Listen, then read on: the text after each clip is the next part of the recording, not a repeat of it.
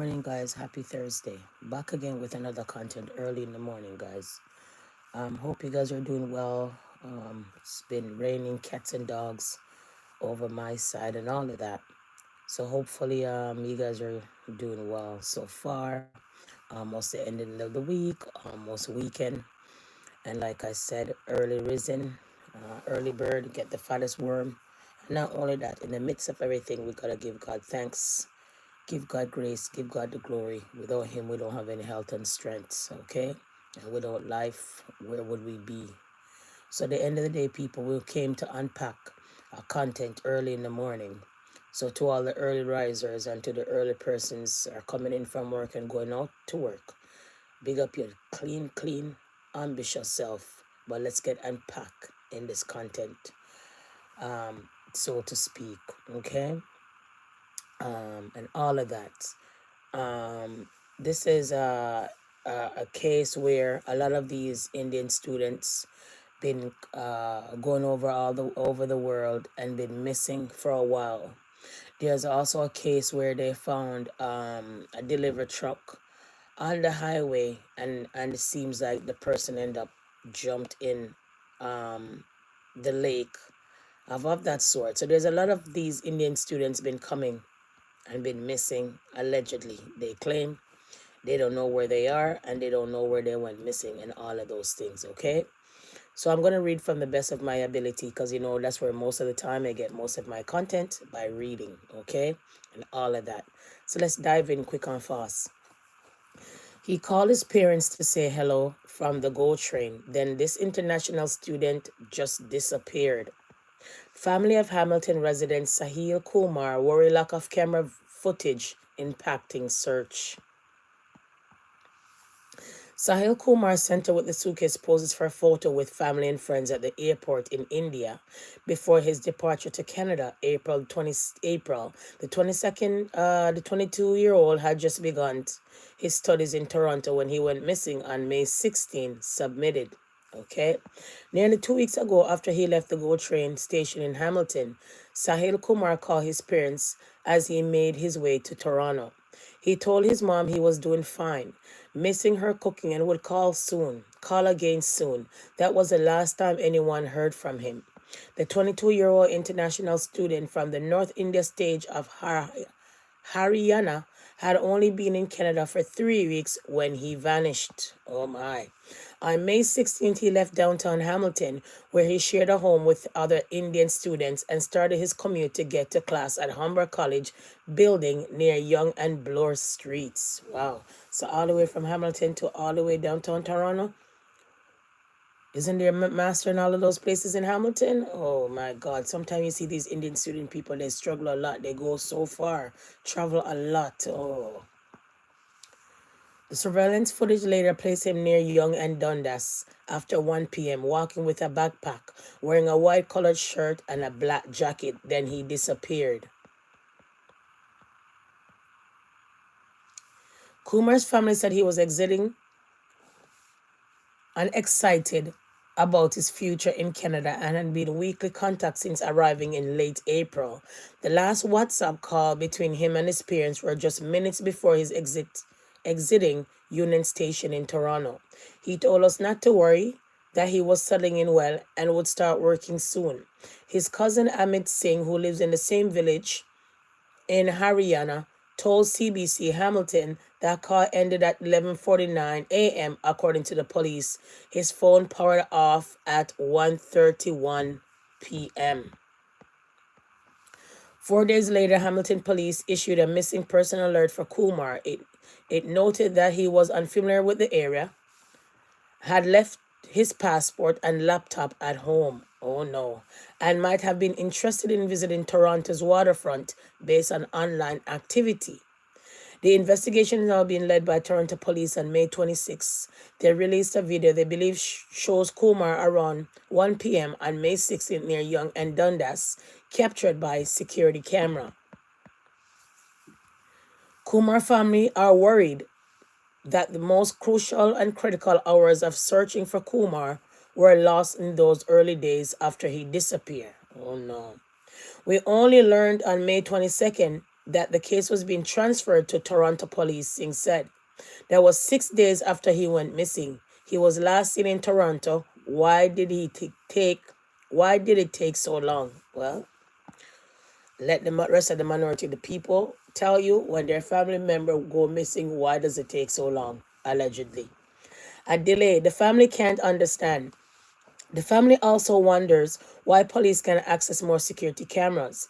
He kept asking police if they could check more footage, but we were told it's difficult unless the case is converted to criminal. Singh said, "We feel helpless." According to the family, officers told them that privacy laws can make it harder to access commercial or private CCTV footage beyond initial public spaces. They believe reclassifying the case as criminal investigation would expedite that access. CBC Hamilton asked Toronto police to comment on the designation of this case and the access police have to the CCTV footage. Toronto police said investigation is ongoing, but releasing the details about it could compromise the investigation or infringe on the privacy of those involved in the service, said in an email. We are concerned for Kumar's safety and that we are urging anyone who was in the area of the Yonge Street and Dundas Street West around 1:30 p.m. that day to review the video and photos and send an email for the media relationship officer, Stephanie Sayer. Oh no. At this time, there's no evidence to suggest foul play. Officers continue to follow up on all leads and new information as it comes in. CBC Hamilton also asked Hamilton Police for comment on the timeline of the search, including when it may have been transferred to Toronto. It did not receive a response. Limits of missing persons investigation. Waterloo MPP Catherine Fifi, who helped create Ontario's Missing Person Act, which came into effect in 2019, said that the legislation was intended to give police more tools to investigate when someone vanishes without evidence of crime connected to the case. Before the law, police couldn't access even basic phone or banking record unless a crime was suspected. She said the legislation was designed to address that. But Fifi said that the Act does not currently include language around access to private security. The inclusion was due to concern related to privacy, she said. But she understands that international students are particularly vulnerable in Canada, she added. That should factor into how we respond, Fifi told CBC News this week. No news means no peace for the family. Back in Hannah, Kumar's mother had stopped eating due to the stress of his disappearance. His younger brother was encouraged Kumar to study in Canada, now blames himself, the cousin said. The village where they live has become quiet, suspending the absence of news, the family said. Shahil was not someone who wandered randomly, Singh said. He was responsible, thoughtful, always looking out for family. We just want to know where he is. We want to know, and we want someone to take this seriously. Singh said the family gave power of attorney to the Indian consulate in Toronto to receive updates on Kumar's case, but there's that formal authorization. The family says the consulate called Kumar's father simply to ask for information, not to offer any. They should be helping us getting answers, said, but they're asking us what the update is. The Consulate General of India in Toronto did not respond to a request for comment. Despite the frustration, Kumar's father, Harish Kumar, remains hopeful.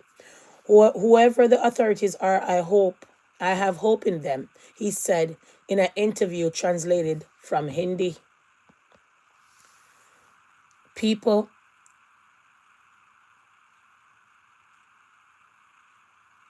there's a lot of situation when it comes to the Indian international students. A lot of them been missing. A lot of them end up going home dead, allegedly from suicide. People, when you see them out in the street walking and doing their business, going to school and stuff like that, people, they have it very hard. Very hard. Sometimes they're riding all the way on the bus, the go bus from Brampton to Toronto. Then from there, they're going to work. Then from there, they're going to school. Sometimes their life is very hard, guys. Their life is not easy at all. So I had to come and shed this light on this content, you all, to let you guys know that we have a missing student at this point in time. Not only that, remember that story that I dropped with that international student that went and end up disappear sometime or somewhere in the water, and they had to call off the search basically, and the parents wanted them to declare her dead because they couldn't take the pain anymore, you all. So I had to come and highlight that story with you guys to let you guys know at the end of the day, you know, it's been a hot minute where a lot of these students go missing. A few of them end up commit suicide and all of those things. And I had to just come and highlight the story. You know, a lot of times you guys come over here and then these stories are different than other people's stories, because I always try to give you guys different content, different context of stories. I try my best to give you guys different stories that nobody really worrying about, or other stories that people are not really talking about and stuff like that. Because like I told you guys, I read a lot. So most of these stories and content basically will be on newspapers and stuff like that. Okay, guys? So I had to come and share that with you guys tremendously. Okay? So let's move on with this content. You know, a lot of people been missing from the other day, like I said. And at the times that we don't even know what really going on and stuff like that. Okay, guys? All right. So remember yesterday I told you guys that Hockey Canada pays out a lot of money in sexual assault. Here we are, guys. It's right here.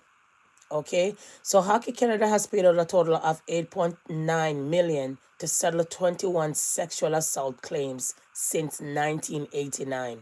Okay, guys, so I told you guys at this point in time, I'm not lying. I just came and let you guys know at the end of the day, this is the situation, and they do pay out money more and less over sexual assault. So when they're talking about other cases, they should think about their background and think about other cases that fall under the settlement that they had to settle. Okay, guys, so I had to come out and basically shout out that as well. All right, not only that, in the same hockey case that are happening right now, guys, we get to understand that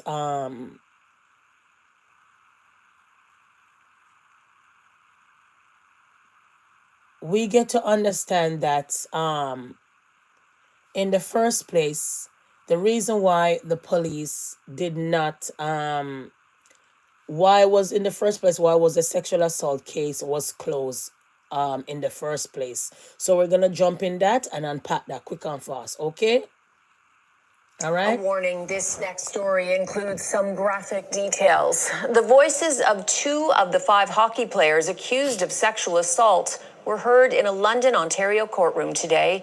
Our Michelle Mackey has been following the trial for us. And Michelle, these players didn't actually take the stand. What we're hearing are their recorded conversations. That's exactly right, Cynthia. So the court has now heard police interviews with 3 of the 5 accused hockey players that were conducted in 2018. Each insisted the complainant, known publicly as EM, initiated the sexual activity that took place in a London hotel room. She was instigating pretty much everything that happened. She wanted everything that happened. She had free will to give the oral sex to everyone, and our sex was consensual, so. Alex Fermenton is accused of having sex in the bathroom with EM without her consent in the early morning hours of June 19th, 2018, after a night out celebrating the Canadian World Juniors gold medal win. He's pleaded not guilty. Cal Foote, Dylan Dubé, Michael McLeod, and Carter Hart have also pleaded not guilty to sexual assault. Additionally, McLeod has pleaded not guilty to a second charge of being party to sexual assault. Dubé told a detective in a December 2018 phone interview that he briefly received oral sex from the complainant after she egged the men on. Dubé also denied EM's allegation that the men were discussing using golf balls and golf clubs as sex objects on her. Do you recall anybody mentioning a golf club? Yeah, I had one in my hand. I remember we were golfing the next day.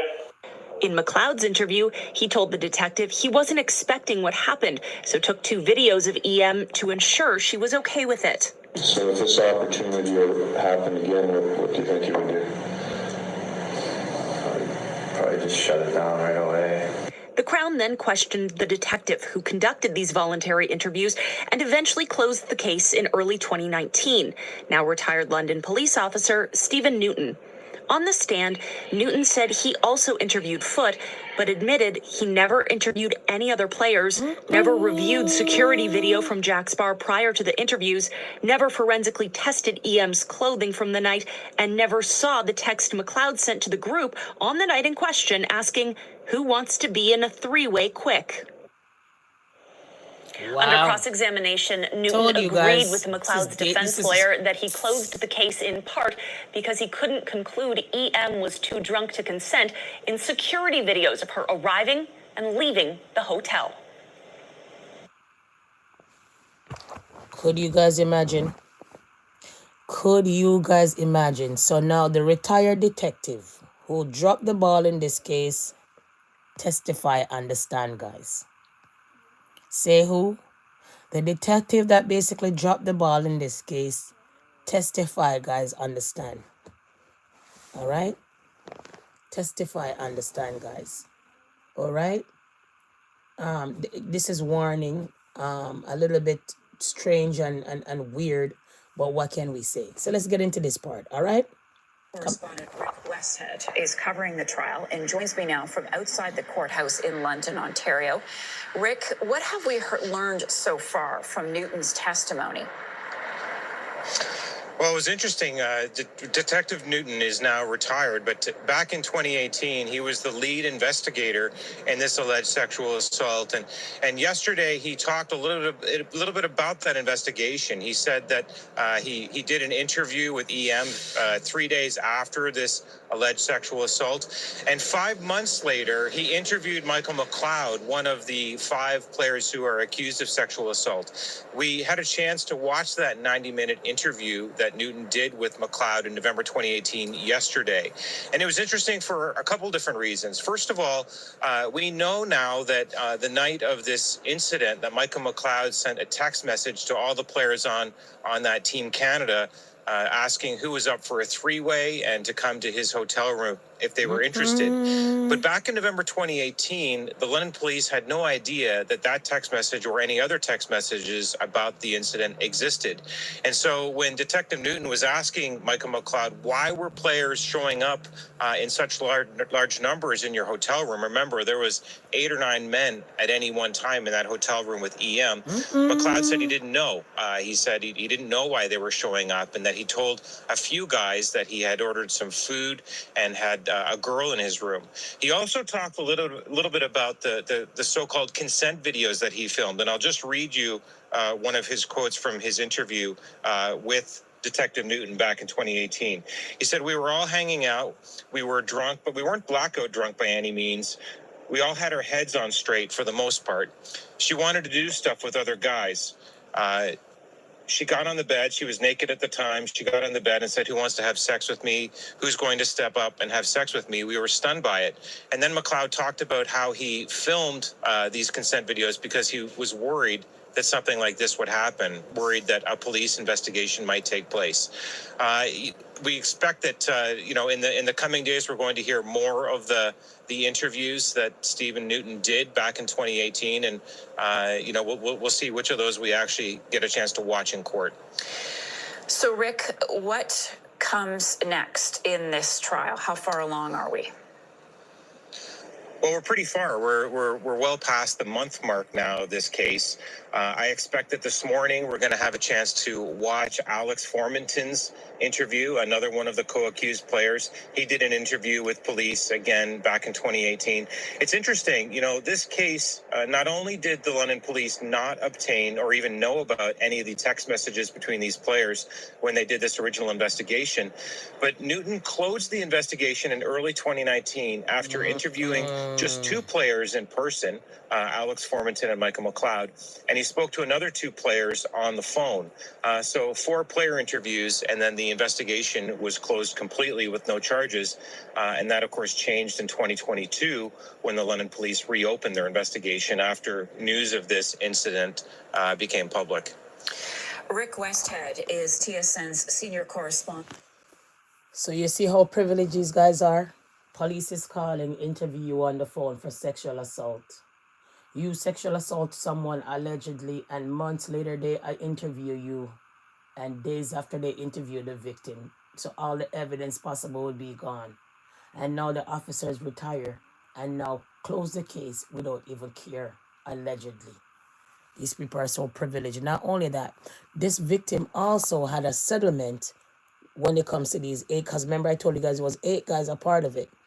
This victim already had a settlement with the hockey players. And like I said up here, guys, like I told you guys yesterday, I am going to come back with my receipt to show you guys how many monies, how many cases they settled back then for sexual assault. See here, another settlement related to 2018 World Junior Team. The 8.9 million was funded primarily from membership fees and National Equity Fund. So remember I said to you guys, it was settled with this girl now who are charging them.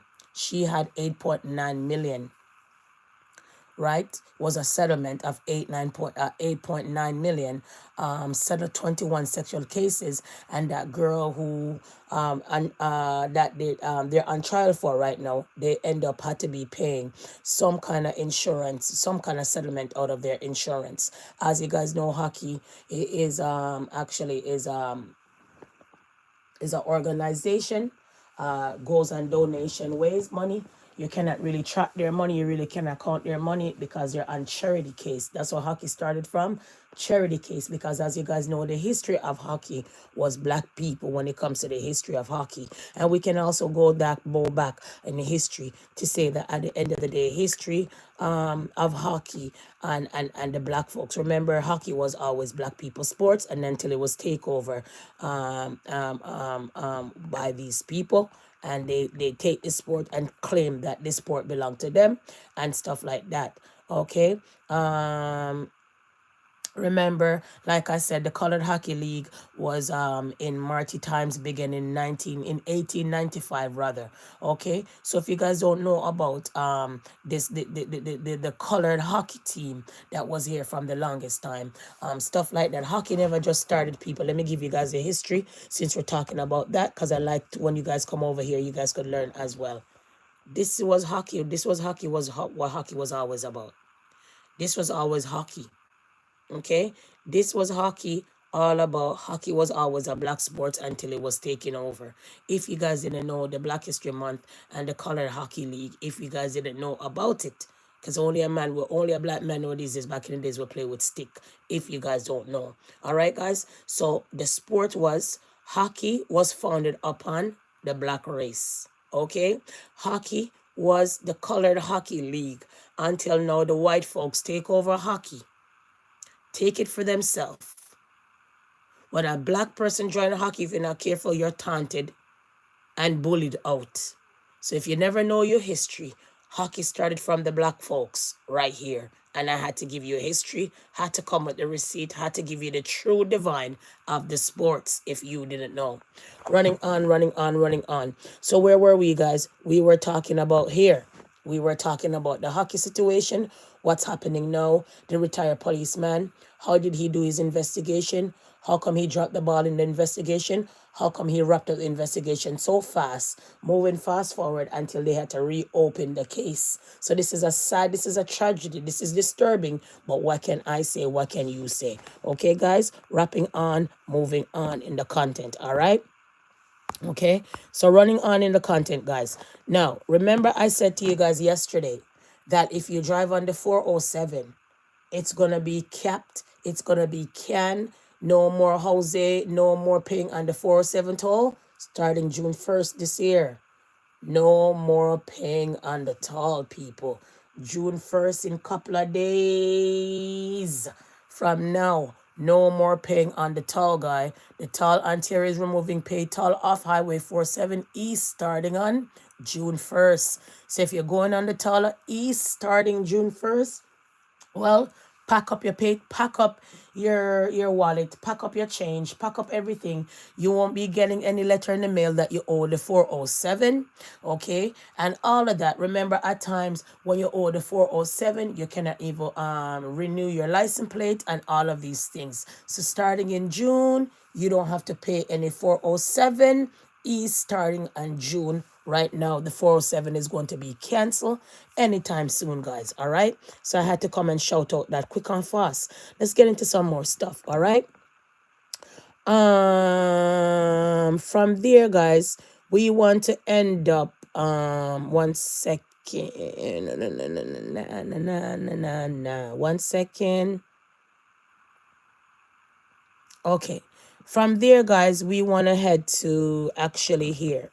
Okay.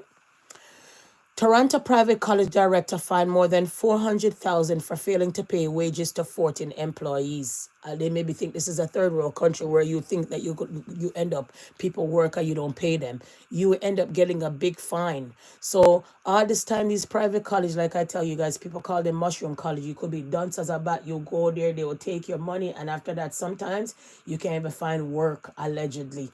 So here we are right now. The private college end up in the forefront of not paying their employees, 14 employees, and now they were fined 400,000, and I'm sure they owe the 14 employees less than 400,000. So how dumb can you be? You owe the employees, you don't pay them, and now you're slapped with a 400,000 fine, lesser than what you had to pay the employees. So sometimes playing hardball is not a good look. The way I see it, guys, playing hardball at times is not a good look at times. Okay, guys? Anyways, running on, moving on quick and fast. All right? From there, guys, from there, we also want to talk about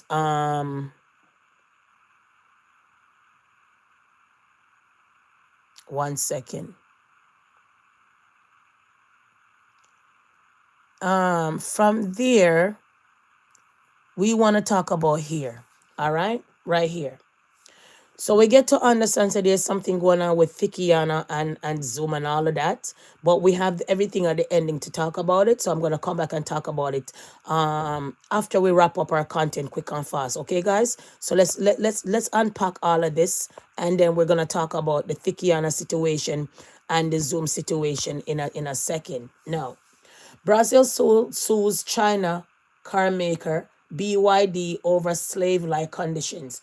So you're out here driving your nice cars and all of these things, people. And when you hide, these people are being slaved. Brazil prosecutor are suing China's electric vehicle giant BYD and two of its contractors, saying that they were responsible for human trafficking and conditions, slavery at the factory construction site in the country. So right now that site is almost shutting down because of the slave mentality, because of the poor deplorable state of that workplace, and all of these things. You know, we enjoy so much nice things in life and so much nice things in the world. And when we look now, some of the people them that are making those kind of things are really struggling definitely when it comes to some of these kind of things being made in deplorable situation. All right. We also want to talk about this case. New Jersey man with marriage fraud to obtain U.S. citizenship, officially say. Okay, so a South Jersey man from Albania was charged with marriage fraud in what prosecutors said was a scheme to obtain U.S. citizenship, the government announced on Wednesday. The man identified as 25-year-old Elvis Haraza of Cherry Hill, along with his wife, 27-year-old Natasha Flores of Newark, were both charged making false statement to the United States Citizenship of Immigration Services. So they're from Newark, and this is a problem. Right now, they end up in marriage fraud, citizenship fraud, and all kind of fraud. A lot of yous out here shouting, I got papers, I got a car, I got a job. Immigration is going to crack down on lots of you guys and lock you guys up for most of those dead people's paperwork that you guys have running around with. Okay? Most of you guys they're illegal running around with all allegedly all kind of dead people paperwork. All kind of people locked up somewhere in prison paperwork. Now for you guys are running around with, feel like it's you guys documents, and it's not. And the government is gonna come lock you up. Not only that, the government is also locking up a lot of people now for the PPE loan if you did take any. So stay there. You understand what I'm saying? So a lot of things right now that the government is locking up people about, and you just have to go and be mindful with it, because the government is about to get really low down and dirty with some of their charges that they're dropping out here. So just be mindful, okay? All right. So I had to come talk about that as well. All right. Moving on. They said that Mueller family is going to come out and come and talk about a few things in regards of his sickness and all of that. And like I said, let his heart and soul rest in peace and all of those things, people. All right. Okay. With this case, the fail of their obligation of putting place in place with the lawsuit, guys, there's going to be other people coming to talk about this. There's also going to be a protest. So I had to come and shout out this to you guys quick and fast so you guys could know what's happening like right now. Okay, people? So I know today's Thursday, almost Friday. Oh my God, time waits for no one. You know what I mean? It's almost the ending of the week already. Holy smokes. Happy Thursday, guys. Happy Thursday while we're here talking to you guys. 6:11 my time. All right. So let's jump in the content and let's talk about some other things. Quick and fast and then end this live. All right. So now, guys, 1 second. Let me just get into here. All right. So, as you guys know, Amber Rose, remember I said to you guys about the Tory Lane situation, the Tory Lane situation? Remember I said to you guys it was Amber Rose is the one that called for his freedom. You know Amber Rose that used to be on the poll? You know Amber Rose? That I believe Amber Rose was the first one that talked to Kanye West, if I'm not mistaken. You know Amber Rose. You know Amber Rose, who they claim say was a Ray Tay. Well, Amber Rose is the one that blow the whistle to that lady for the Tory Lanez situation. That she's the one who blow the whistle to the lady for the to free Tory Lanez situation, right? Remember I said that? No, I came back with the receipt. So here we go, guys. What do you want people to know about why you are advocating for Tory Lanez? I'm advocating for Tory Lanez because the evidence shows that he's innocent, and he deserves to be pardoned by Governor Gavin Newsom. You know, he's 100% exonerated from the gun, and for that alone, he should be home with his family. Well, the DNA showed that it could have been any of 4 people, but he sent the text apologizing, and Megan Thee Stallion and her friend Kelsey there that night said it was him. What do you do with that? Well, I heard the whole story from Tory's mouth. He called me personally from prison, and I now understand why he said sorry, and it's not for any shooting at all. So I'll let him tell that story when he comes home, but the sorry was not for what people think it was for. Okay. What do you want people to know about what? So like I told you, it was Amber Rose initial this fight for Tory Lanez to come out. If you guys didn't know, she's a member that Amber Rose did find herself in the White House. Amber Rose find herself with lots of important friends. You know, growing up, we always heard our parents that always say, "Idle man is a devil's playground." Choose your friend wisely. In life, you have to have some important friends. You just can't have every friend out here who are just the same as you, doing the same thing as you, and stuff like that. Life don't balance if you don't have somebody significant, other important in your life. I always feel like in my life, you're supposed to have at least one lawyer friend, you know, maybe one police friend, you know, one doctor friend, one nurse friend, and all of those things. I don't think all your friends are supposed to be on the same level the last time I checked, but who am I to say? Okay, who am I here to say, who am I to say what friends you guys are supposed to have? But I'm just saying that at the end of the day, guys, it will be good to have those kind of friends. All right, now we want to get into some other things. All right, let's get to J Prince react to Larry. Remember, Larry was trying to get out of prison all this time. Remember, I told you guys that Trump been pardoning a lot of people. So Larry wants to come out, and he wrote a letter, and there's a reaction of why should Larry be coming out of jail. You remember Larry's asking for a pardon. So let's get into it. One of Chicago's most notorious gang leaders is trying again to get out of prison early. Gangster Disciples founder Larry Hoover has written to a federal judge murder and running the gang from prison. Hoover made the same request last year. He is now representing. It's big. Okay, guys. So Larry. And in a maximum security prison in Colorado for the murder of a 19-year-old neighborhood drug dealer. He is also serving a 200-year sentence in Illinois, but it's not clear if he'll be moved back to Illinois to reserve what remains of that sentence. Hoover's son, Larry Hoover Jr., posted this photo on Instagram, a White House official holding the commutation with the president's signature. And there was several other people. All right, guys. On the list as well. So Larry Hoover wants to come out. He wants to be pardoned. Larry Hoover has been pardoned by Donald Trump after 52 years, right there. So he wrote a letter all this time, let me out, let me out. The only person heard his cry was Donald Trump. So yesterday I said, oh, Donald Trump is not pardoning no black folks hardly and all of that. Well, I guess he's doing that because he also pardoned Young Boy. So Young Boy basically reacted to Donald Trump pardon him and say, yay, he pardoned him some more. Rapper NBA YoungBoy, President Trump announced a pardon for YoungBoy, whose real name is Kentrell Gaulden, on federal charges in Louisiana and Utah. In a post on Instagram, Gaulden wrote, quote, I want to thank President Trump for granting me a pardon and giving me the opportunity to keep building as a man, as a father, and as an artist. This moment means a lot. It opens the door to a future I've worked hard for, and I am fully prepared to step into this. Breaking news tonight, President Donald Trump has pardoned music artist NBA YoungBoy, who's been living here in Utah. Yeah, Kentrell Gaulden was in a Utah courtroom last year accused of prescription drug fraud, in which he paid a $25,000 fine. A judge also sentenced him to prison time for possession of a gun as a felon.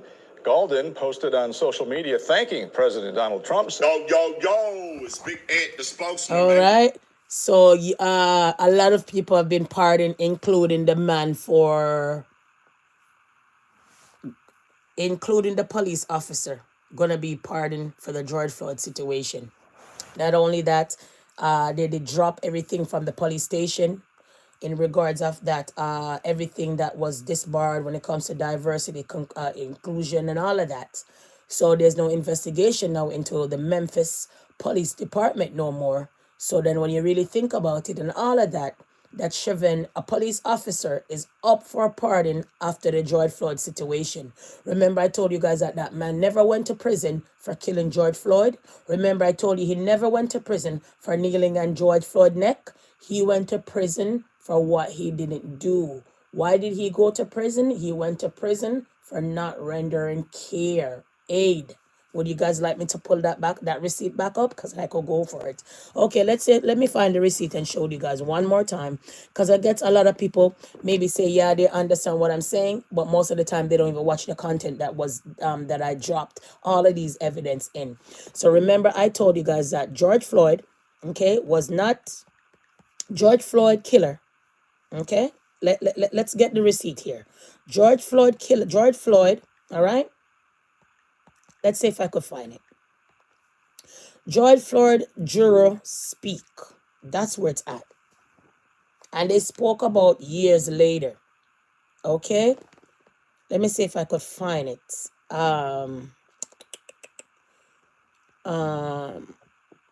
Let me see. 1 second. Let's see if I could find it. If not, I'm gonna come back another day with it. So George Floyd, there was an interview that they did with the jurors. Yes, let's see if I could find it.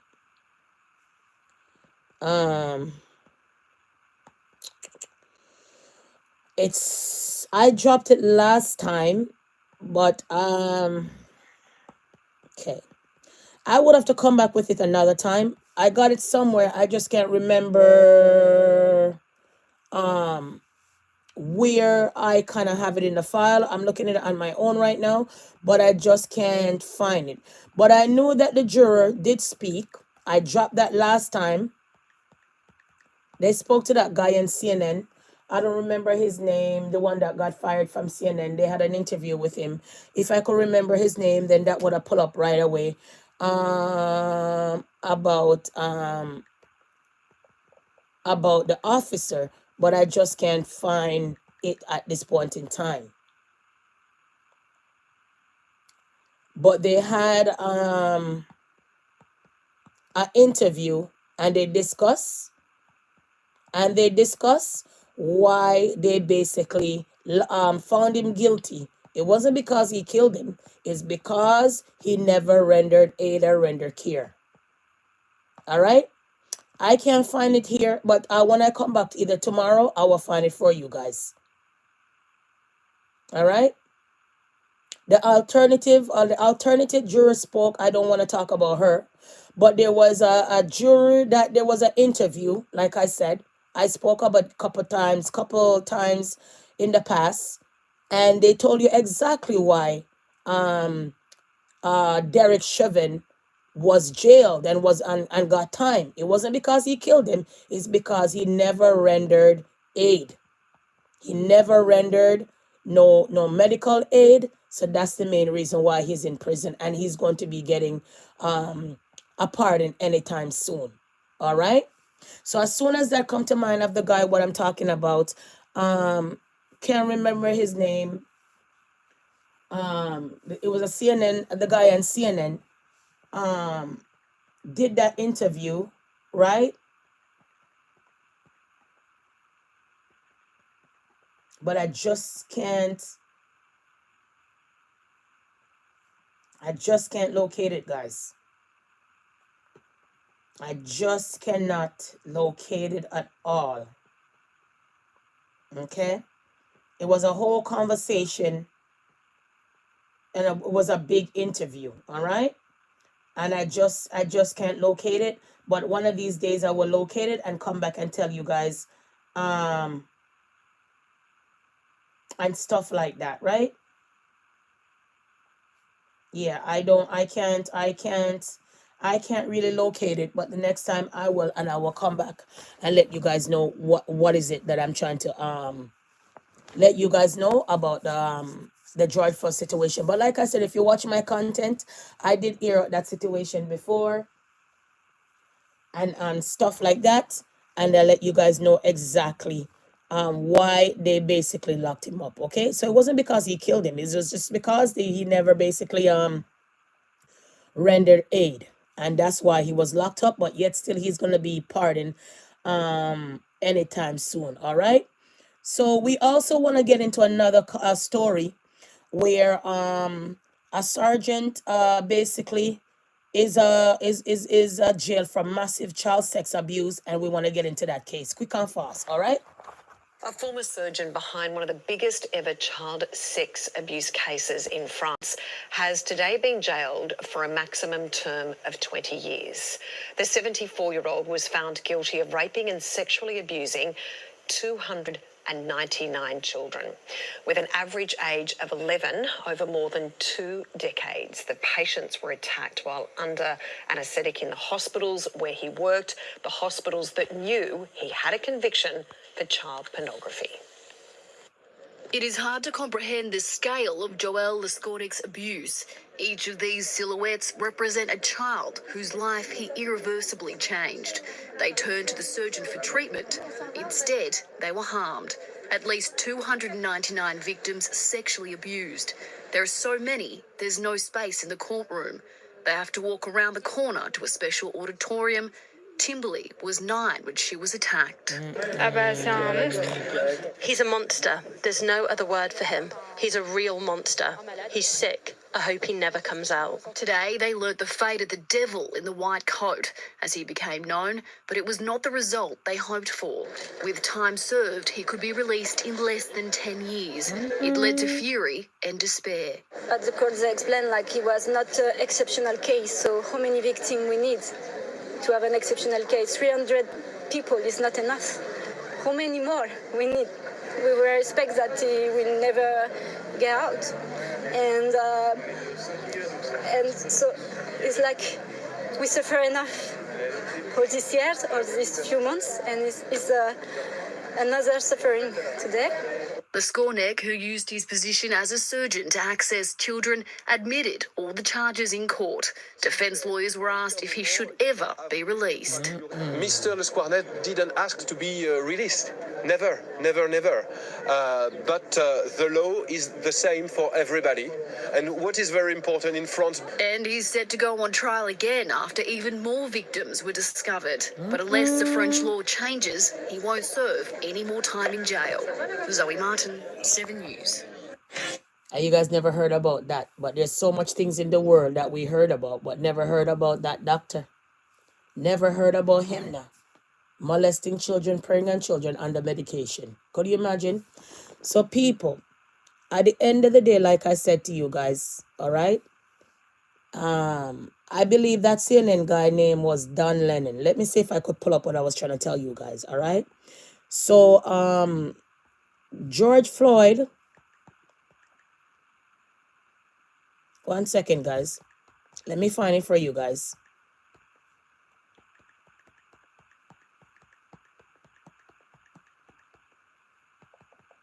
Okay.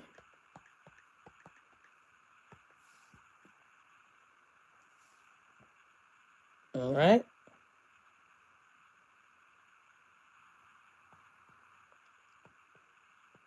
So I found it, guys. All right. 2 minutes of your time. And I want you guys to listen why they locked up that man. They never lock up the officer because he killed him. 1 second.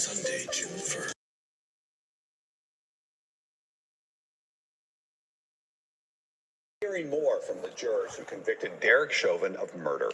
7 jurors and 2 alternates are telling their story ahead of a judge releasing their names to the public next week.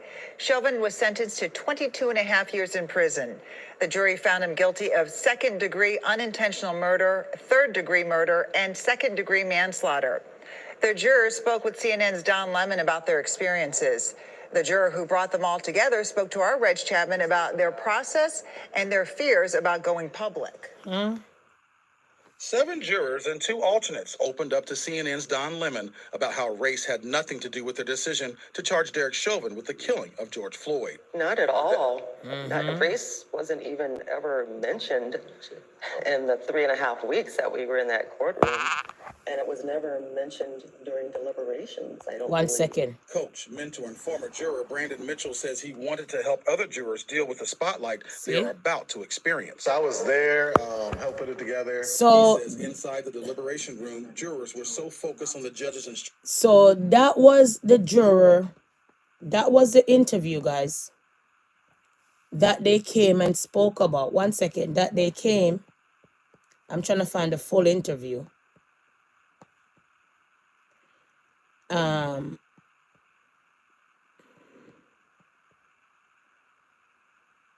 Yeah, here's a full interview. Full interview why. Okay, guys, give me some of your time. Please and thanks. It was kind of tough to get you guys to do this. You were concerned about your safety and your privacy, and I understand why. But what do you want people to get out of this? What do you want people to get out of this? I want people to understand that this was no easy task for us.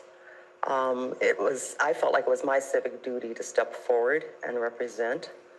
And a lot of people have different opinions about the verdict and about the whole process, but it wasn't an easy task. We took this very seriously. I just want the truth out.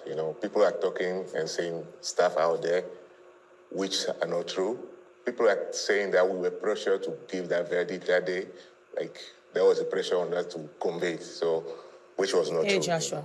We went through everything, evidence, fact, and everything before we make a decision.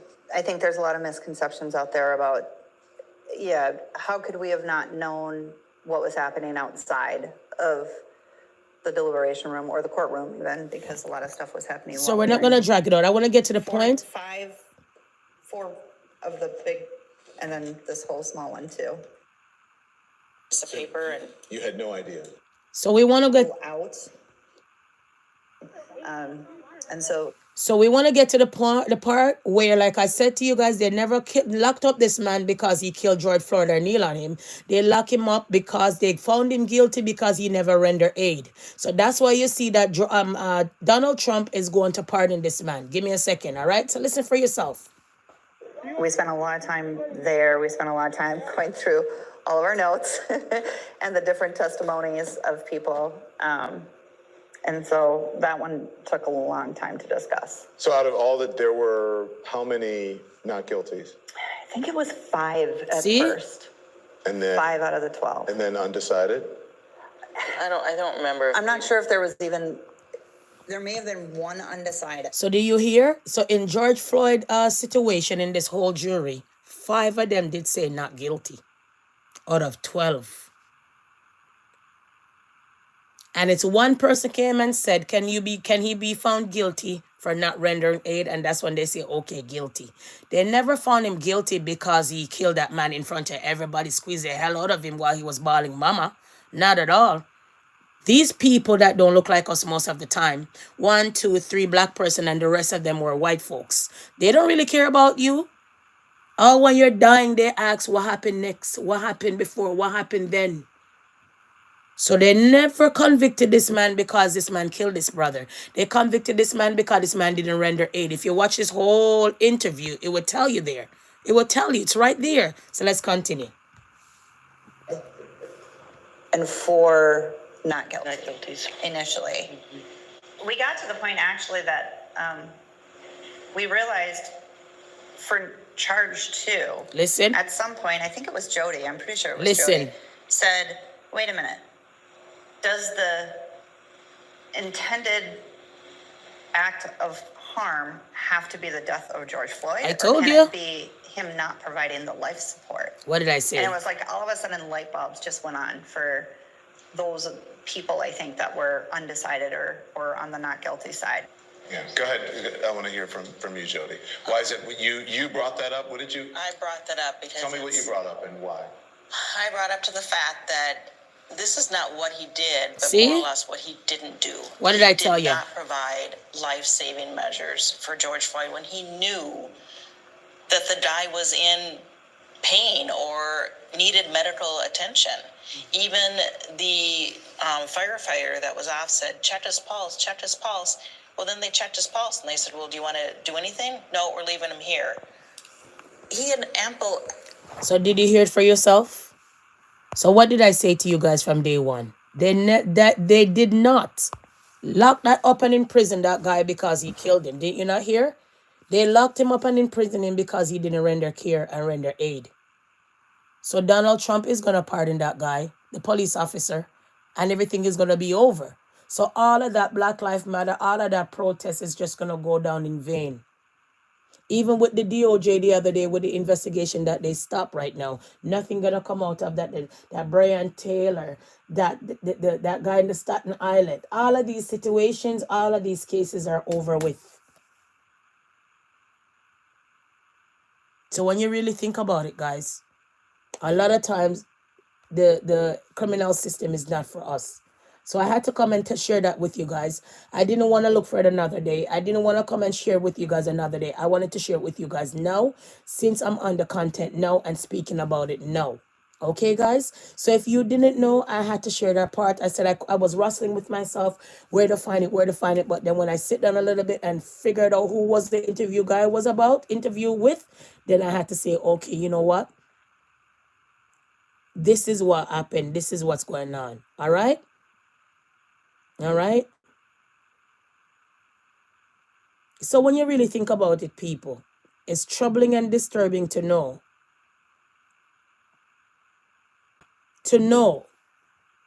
that they never locked up this officer because he killed George Floyd. They locked him up because he never rendered aid.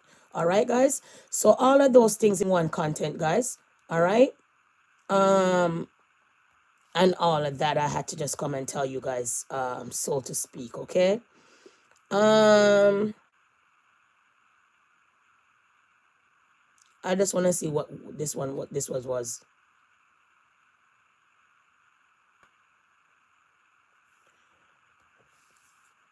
So yeah, so that was it. All right. And I think I'm not going to talk about anything else. I think that's all.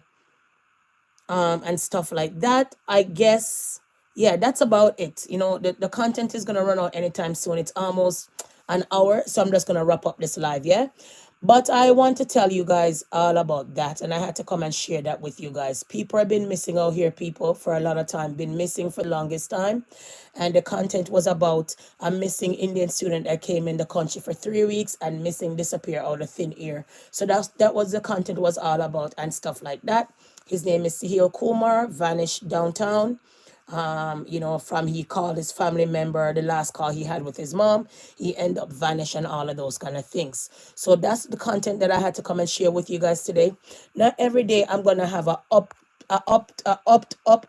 content or any content of that sort. Sometimes the content is a little bit boring. Sometimes the content reading is very long. Sometimes the content is a little bit drawn out. Like I said, you have to pack some patience when you come over here.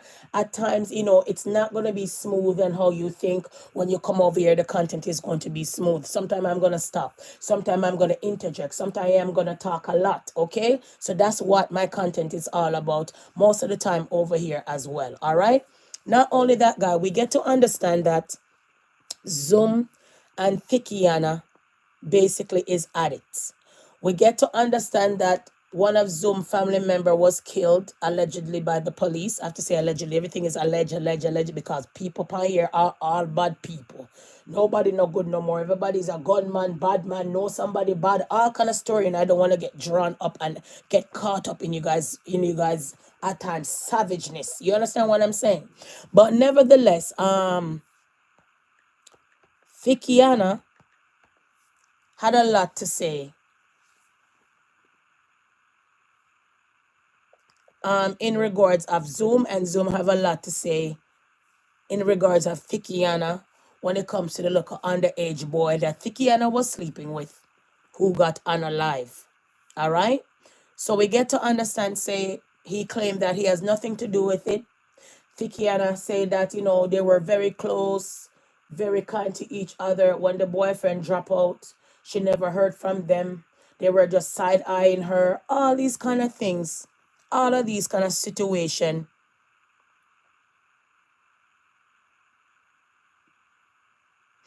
Also, not only that,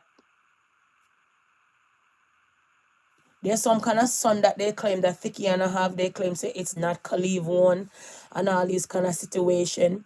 When you heard about when you look around, you see Khalif mother doing some kind of sign with Thickianna and all of these kind of things. I have sons and I don't know which one I want to be go man would I really come call me mother-in-law. And what is so troubling and disturbing, a lot of you folks keep on saying mother-in-law, mother-in-law, mother-in-law, mother. Do you guys know the meaning of mother-in-law? You don't have a mother-in-law unless you're married to the man. Mother-in-law comes from marriage. So the only time you will call your boyfriend mother-in-law is when you're married to the man. Other than that, it's your children, grandma, your man, family members. Know you guys title now. Please and thanks, because remember, you guys out here shouting that marriage don't defile you. I don't know want to be married. And marriage is just on piece of paper. So if the marriage is just on piece of paper and marriage don't define you, then leave the marriage word them alone. Leave the marriage titles alone and settle for the matey and the side chick and those kind of titles. It's simple. Okay? And I'm not being rude. I'm just being blunt as what it is. You cannot say you are a daughter-in-law if you're not married to the man. You're just the man, woman, girlfriend, woman, baby mother. It's simple. Okay? Anyways. So we get to understand Thickianna has a lot to say.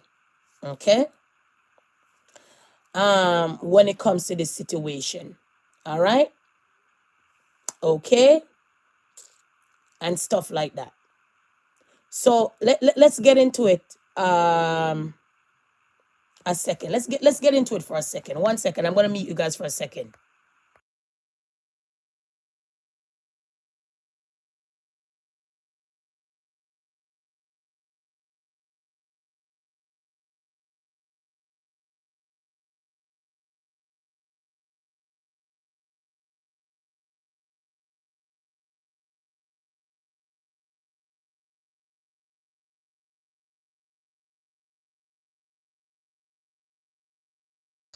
Started here.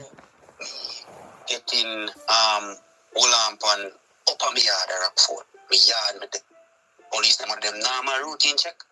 And come in the yard, check me out, jam down a station. When them bring me down a station, them a show me my face on this platform, on this media. I said, no want it. I said, catch you. The murder. I told them, do your job. You know what I mean? Then put them cuff on me, whatever. Listen. Alright, you have a picture where a policeman take a picture. Listen. And them hold me down a Elliston Road. Alright?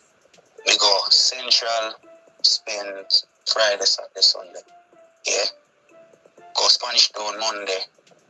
Then transfer on Monday evening, go back walk. They are back walk till the Thursday, which was the 15th of this month. Then time they release them do a question and answer with me the 14th. With me, I'm a liar. You get me? Talk to them ask me a few questions, answer them questions truthfully. You know what I mean? Alright. Them released me the Thursday, which was the 15th. There I wrote, try to get back myself together, because I know my pitch that go out, I say, me this and me that and whatever. You know, some people are going to just jump to conclusion. Nobody not going to really look on the truth. You get me? I say, so now me go so now and they are my yard. You know what I mean? My stepbrother pass off, you know. That was the main reason why me would have go round this day, you know. Because when me work at Old Harbour, or me work Coach side, them side there, and me pass through, and we stop. And if the night get too late, we spend one night. And if me work at Old Harbour now, I mean, I want to go way at town, just say, you know, go up a brother, because I'm a wild brother and the money and them little thing there. So I go link him, give him a 2 or 3 grand. You know what I mean? So he can buy the food in the house same way. You get me? But me not live up there with him. You get me? Me will live on one shirt, on one cap, and them look something there. Up there, only go roll arm or something, because natural thing that. You get me? I say, no, Miss Thickianna, I put out video, I say me, I call up her name or whatever. I'm not calling up her name. She's a social media personality. I was held by the police, released, and I have nothing to do with them at all about. You know what I mean? I try to get on back with my life. Now, me see this page, I post up my security picture them in my uniform and whatever. I talk about dead boys Zoom. I have been right name up there. Me I said, no man, something wrong here, so. Something wrong here, so man. Me go as further, me call Bagwalk station, them say them can't really do nothing about it before go see talk. You know what I mean? So some start reach out to the people them know. The first person put out something is I think it was Naga TV. But in turn, when I tell him in a way him walk, I tell him say, me, liar, can't be down a station, whatever. No, the police some of them normal routine check. The police them people handcuff me. For sure you. Police some of them normal routine check with them normally coming at the hill count too. You know what I mean? And them just look for me and I say, you know what?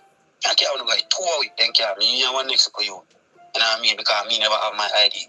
And my ID expires, so I end up dismantling. So that's the main reason why them can't on a station, because I don't have my ID. You know what I mean? And when I go on a station and them run my name, everything good with me. Everything good with me. I mean, I'm mixed, no problem. You see me? He's not a violent producer. You get me? Now, fast forward to now, we do it and Thickianna talk, say, me I try bash her, me I try bring her down, and me have secret animosity towards her.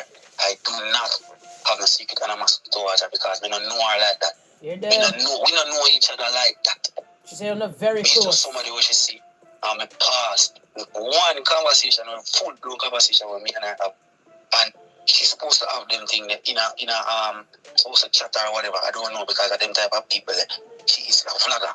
You get me? I say. So we know she have all of them thing in her catalog or whatever. You get me? No, this conversation that me and her had. 1 second.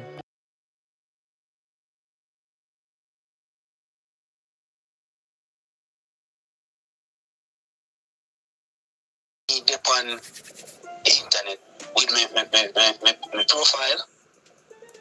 I do one TikTok live one time and I talk about some girl. You know what I mean? Like some back-end girl, I used to talk to her and some tickers and I talk about make them squirt and the bag of thing.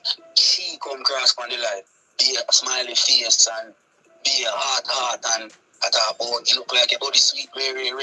Now, being that Me ride past the yard more, I link my brother ride past more while I'm here see her, I always say, don't want a nice me. Don't want a nice me, man. But what? She always have her partner. You get me? And me have my people them too. You see me? Because me say the youth and female live here in our yard. You see it? I always come pick up and carry away. These are the reasons why she ever talk say, me live over there. Because she will see me often and come pick up. And she will see me come tap me and go. Would you go and drink and whatever. And she will see all the bike overnight and them little thing there. So she have it in her head. And she will say, we are neighbors. We are not no neighbors. My stepbrother live like about 6 to 7, 5 to 6 hours away from where she live. So all the person and her have been neighbor. Good neighbors and whatnot. No, nothing like that. You know what I mean? We don't know them like that. Go fast forward back to the conversation me and her have. You know what I mean? When we done with the live and whatever, we go so boom, you know, and me and her, I text her. You know what I mean? Jump in her inbox and me and her talk. But, you know what I mean? She not really give me no lip of forward. She just talk to me. You know what I mean? And them little thing there. I mean, never really follow her up too much like that too. You see, because me I say a big woman and thing and she have her man. So she not really, like them young girl who step out and, you see me I say? So I go so no one, lower. You know what I mean? Being that, come and go. I end up that's my ride pass one night. Nothing more than she see me that night there. And when my ride come back up the road now, but they are 3-way. She texts me. And she say, you're there about? And I say something like that, you know. And she say, you can't do something for me. And I say, what that? She say, oh, she want me to go buy, if we can go buy chicken for her road. And I say to her, I say, you know, say, my frost door. She said to me, say, no, I say, yo, my frost door. But if you have the money, we can ride go buy it for you. She said to me, say, yo, no, I don't have the money for me, you know, but I forgot bank. You see me? So I say, yo, you carry out the man. And she say, yes, man, you carry out the sorry, I go beat. Road. She walk come up the road. Right on the 3-way. Everybody see when time the female go on the bike. Carry her out the road. Top pouch for them fried chicken. And go so boom, she go in a bank, she draw money, she come back, she give me $3,000. Right, girl, she said to me, say, yo, put gas in my bike. Right, go around, full my tank of gas. Right, come back, girl, she jump on. Right, go back over. Yeah, I talk a little bit over. Carry her and drop her off. You know what I mean? We know, have no contact, like, face to face and them things from that. You know what I mean? Alright. So I had to mute that part. Not gonna drag it out at all. Not dragging it out at all. All right. Let's get to this part. All right. Give me a second.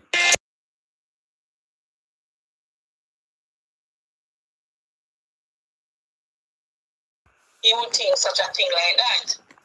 Number one, from this thing happened with Khalif and everything, Zoom, me see the police investigation, and also when I saw that he was implicated in the situation, I saw it on your channel. Someone sent it to me, and I watch it and everything. Never hold on. So when you say Zoom, you speak.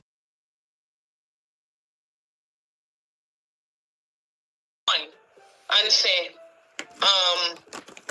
we say, who is this? He say, Zoom. We say, oh, Zoom. He say, yes. We say, who? He said, Zoom. Owen. He said, what kind of thing is? We say, well, yeah, talk about because it's just 2 minutes, know nothing we are going. Remember me, I go through my sorrow and my pain and me lose my man. Me don't know nothing we are going. So I must say, then the phone cut off. So I'll make me that try to ring back the phone for here. When I say, I never get him back. So at that day, I know say name Zoom. Apart from that, I live in a Banbury for nearly 4 years or maybe a little over 4 years. I assume me know him as because from the 4 years them, I live there nearly 4 years, I always seen them. The only time I don't see him there, sometimes he probably go and see a little period of time if he get a job and so. And I stated, I listen to the interview because people send me to him gift earlier. He is my neighbors because he lives 3 houses behind me with his brother. From there, him always there. And so if you're there somewhere, 90% of your time, you basically live there. So me consider him as my neighbor. Right? Anyway, now, fast forward to everything what happened. Me see the allegations when bring out on the internet. I never ever, no one ever called his name. Even when the police doing their investigation and I saw on some other channels that he is the one that one of the persons of interest. I still never call his name. I remember him as somebody when we live with, and likewise him brother. Because him brother, when I just got the house in Banbury, he was the caretaker at the house, and he still is the caretaker for the house because the landlord and them have a good relationship as well. Oh wow. So I know him as Zoom, and I know the other one they call him Rock Up or Killy or Sheldon. That's the other guy that the police analyze. You're We know them because them live behind me, as we can say. There is a neighbor and the people them were always around to me for help. Broke up him, be kind to them in a general whole. Because I live there, and if you live somewhere, you know how to live. And you them if they ask me for a favor, I do it. And likewise, we never really ask Zoom for much favor. Probably just one time I beg him to buy a chicken for me, and as you can see, tell her no, me repay him same way. So fast forward to when me say no.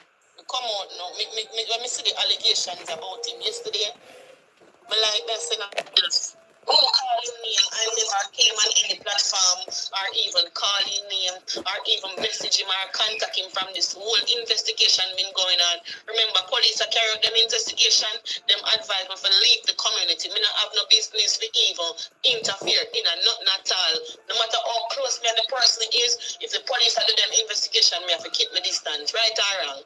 Correct. All right. Fast forward now.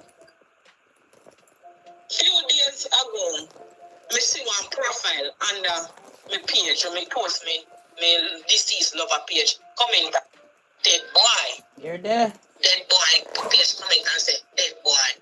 So when me look on the page now, I zoom in on the page. When me look, a Zoom page where I used to use. You're there. Me know say a Zoom page, but when I change the page name, remove every photo on the page, the conversation and the things that, you share things to people on TikTok, they are still in the inbox.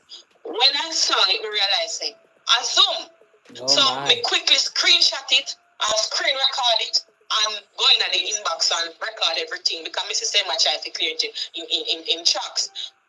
Then I go back under the comment and me reply and say, what did I did to you? That's just one thing I want to know from you. What was Khalif last word? I just want to know that so you can set my mind at peace. Quickly, delete the comment. Block me, unfollow me, and block me, and do all of them something. To the page, we still not say nothing. Yeah, but if Thickianna, you're gonna ask the person in the page what was Khalif's last word, and therefore you're gonna be you're implying either the person was a witness to the murder or the person is the one who did it. Because for the person to know what Khalif's last word was, either the person is the one that picked him up off the floor, either is the person who was rendering aid, or the person who did it. When you're gonna ask what was his last word, the last time I checked, allegedly, don't mix me. Just saying. I'm going to jump on this and remember tell us that the police advised me to stay by myself, left the place. They must know why they tell me that. So me get up and lift clutch. Anyway, when I see the interview, where I say, he wasn't there and in Banbury. Let's see him for the morning after we come off of the crime scene. He wasn't on the crime scene, unlike him brother. And normally, when them stop me or anything will happen in a Banbury, them are the village lawyer, them first I got them on the crime scene. See? Nobody never see them, me never see them and everything. Knowing how me and them live good.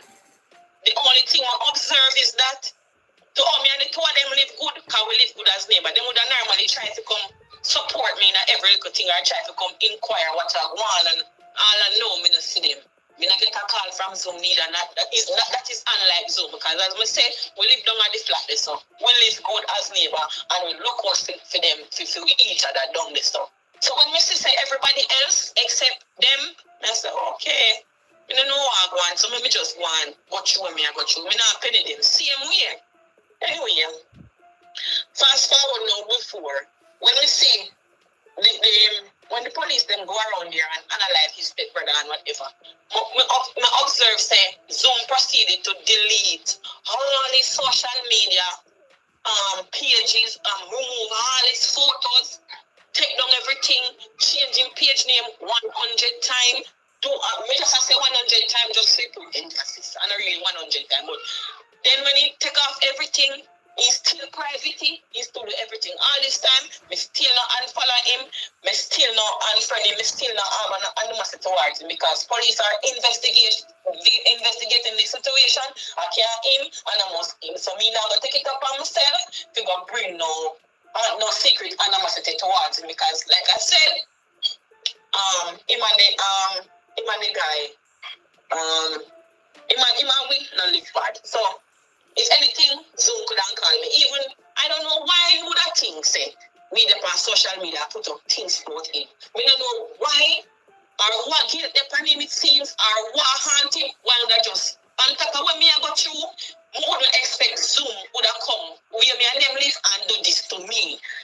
Would have probably we never think Zoom would have come and reach out on platform and I try to bring me down on top of what me I got through. So when you see me did shock and me did surprise. All up till now, we still know what to impress when I say anything. We just put it on my platform and make people know about it.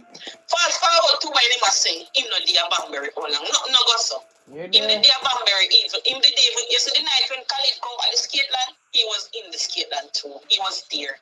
Everybody sees the in their skate land too. Police are doing them investigation. Remember me tell you, skate land is a place where everybody go. Everybody go, so people are gonna see you. Even the morning after Khalif died, even though they never on the crime scene, him and him brother passed on the bike, and the one that they see, we sit down on the van and they would have stopped, them no call to me, they don't know, they just side eye me. Me see the brother just side eye me and then just go around. So me I say, okay, then maybe them in a shock, or maybe two of them say police are in. So is it possible because they see the police investigating and they saw that his brother is dead now or his stepbrother is dead now, so they kind of preying you, so they must be saying, okay, me don't have nothing to do with that girl because, you know, my family member died and blah, blah, blah, and this and that. Is it maybe the reason why they don't want to come near? Has to be possible. I mean, you know the funniest thing, a lot of people out here, when their family member get alive by gun, they come out and they do the most. But yet still, when you really look and go check, they hang out with gun people. I'll give you guys an example. Don't shoot the messenger. The other day when my friend dropped out by the so-called bullets, the little dancer girl that dropped out, Daima came out and Daima had the whole world to say and had a lot to say. But this was the same Daima that claims that she had to rustle up all kind of money to help out Willie. What was Willie's situation? Willie went all the way America and got caught with illegal gun. So here you are cursing the people them who shoot your friend with a gun, but yet still you were there months prior helping out Willie who get caught with illegal gun. Make that make sense for me. So now we lie down with man, sleep with man with gun, but when gunman killing a family member, gunman forget locked up, gunman for be killed. Make up on the mind. Live by the gun, you die by the gun. Hang out with the gun, hang out with people with gun. Gun situation will find you the last time I checked, but who am I to say? Okay, I am just saying an example I gave you now. Investigate. You know, all the young man, they don't really like police, so they don't want to come look for me and give me no support, and that just that me a thing. So me I say then, probably then we soon come look for me or chew me and break down so much, probably they don't want to come around me. You know, because everybody can deal with certain kind of stress, if you get me. Understand? So me did not think nothing. Me did not think nothing at all about that. So, fast forward now, up to this day, seeing me. As I say, I never see Zoom even say, condolences to mama, me here go on or anything at all. Me never see that. I mean, I look for that. I mean, know him say, me have to left a place, police, but me have to left a place and everything. Still no reach out. And as I say, Zoom have me number. But you know, when I think we not get me, the day when him say, the police them lock him up, why him call me? All along, he never call me. He never text me when me I got you, me I got you. I'm telling you, me and them live good. But when the police them hold on upon him, he no call liar, he no call him girlfriend, he no call him family member, he no go call me. So that's one of the things we get me say like, this I come like, what is he saying? Me don't know if I'm guilty or this, because he ma push himself, or even on my social media platform, never go up and go call nobody a name at all about what happened to Khalid. Even when the other guy got alive, me still not post nothing or say nothing, because as I say, a police investigation, me lose my man, Khalid family them lose him, me nah do nothing at all or get involved in nothing at all. in a police investigation. You understand me? So me just a try hold me cool and just a go through what me I go through. Cause right now, me have to left give up my home, even though I rent it, but the day I'm comfortable, me and my children, then me get used to people, me get comfortable, me lose my money in a one terrible way. Terrible way where it can't come from in front of me if you know say he was an innocent guy. He might do nothing to nobody in the community and all them something. When Zuma go say him never talk to Khalif, nothing go so Zoom. Remember say you come a yard there, you know. And you say you want something for your bike, and even Khalif take it off and back. Go over Victor Bamiad and take it off and back and give. Remember say you and Khalif up outside the gate one at the time to ride up and down. Because you a biker and him a biker. So stop say you never speak to him before. You speak to him before because you did dig a gate sometime with the same way. So I don't know why you're coming here and saying that. And you're saying you're not my neighbor. Yes, you are considered to be my neighbor because you live 3 houses behind me in a very close environment. So you are my neighbor and you are there 90% of the time staying at your brother I'm not going to drag it out at all, you know. In this whole cuss, in this whole hot tea, in this whole hot soup and stew peas, Thickianna said she's in fear for her life even more. And she doesn't really want to go outside because of that. Maybe this part is coming. I'm not sure. But let's see if we could find this part and then we're going to jump off of this. Yes, sir. You can't ask me what you say. Well, in his interview, he must say, I don't know what is going on. And no, me hear me say, me if you come clear him name. Why when me if you come clear him name with? Me not police. Me not have nothing to do with nothing. If police say, if it was police, even say, I'm my brother do it. Or my cousin. Or my father. Who is me to take it up on myself to come out here, come clear nobody name? Me can't do that. Me come here in the interview what people are sending me. Anyways, people, I'm not going to drag it out. Knock yourself out and go and watch that interview on your own. That's about it. Happy Thursday. Thank you for stopping by. You know, early out in the morning when I just come and drop this content. Big up to those who always come and watch the content, yeah? You understand what I'm saying? Big up, a great big up. A big thank you for those who always come watch your content no matter what, all right? A big respect for those who always come watch the content even when you don't see me for days or you see me the next day or I don't have a content for you. Thank you for stopping by, all right, guys? And all of them good things. And for those who's having a happy birthday when it does come around and when it rolls around, happy birthday and enjoy your day. And all of that. For those lovely couple who's having an anniversary, happy anniversary to those special couple. Big up your nice clean self. Stay true, stay blessed, and continue to love each other in the best way you can. Embrace each other and continue to give your blessing and love to each other. Because there's not too much love out here nowadays days, and there's not too much togetherness out here nowadays days. Not only that, make sure you like, subscribe, and share, and turn on your notification bell so you know when I come live at times, all right? What else? For the people in my life who make me smile, love me, and support me and bring me joy, thank you so much. And for those who always come and watch the content, peace and love until I catch you another time with another content. I'm out.